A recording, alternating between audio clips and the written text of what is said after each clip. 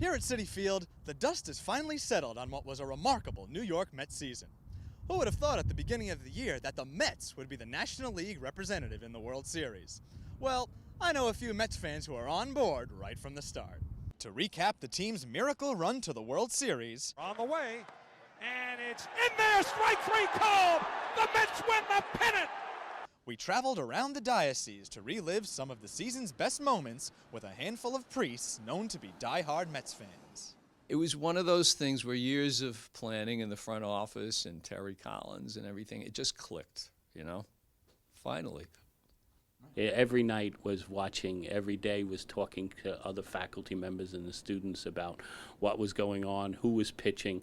I was able to go to a few games also, so it was a great experience. It reminded me of '86 and it reminded me of '69. The Mets had plenty of chances in the Fall Classic, but ultimately lost the series in 5 games to the Kansas City Royals.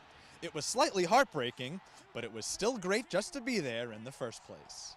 It was great, and it brought a lot of enthusiasm. We need these things. We need these things. The world right now is kind of all messed up, and we're hearing all these stories, and you need these moments of hope.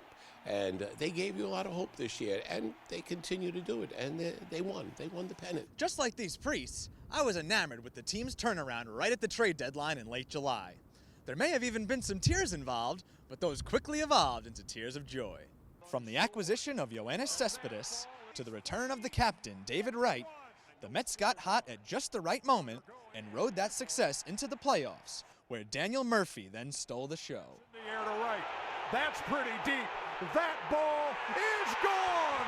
Daniel Murphy! They played very well. I mean, they were aggressive, with the bat. They were the pitching was fantastic. I just think that they played a great baseball to clinch the division, to clinch the National League championship, and there's a great potential for next year.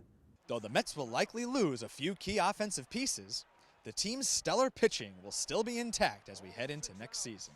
Next year, we hope and pray. It's almost Advent, and Advent is the season of hope. So I'm really hoping this year, and I'm hoping that it becomes even better than last year. Expectations will be high in 2016, but luckily the team will have the prayers of these diocesan priests on its side. So for us diehard fans, there's really only one thing we have to do to get ready for next year. We gotta believe. Reporting for Current, I'm Jim Mancari.